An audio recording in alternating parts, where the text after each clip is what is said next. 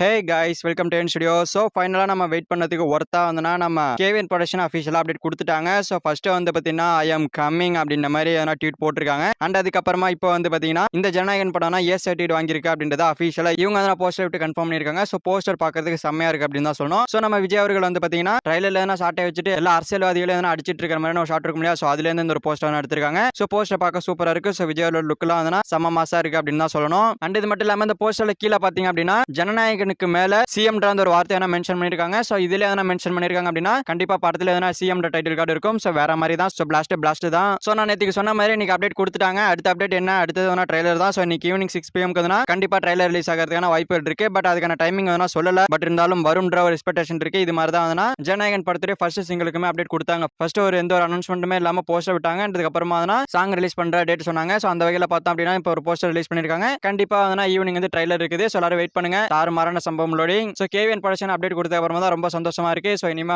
Back to back update கொடுத்து தெரிவிக்க விட்டுருவாங்க.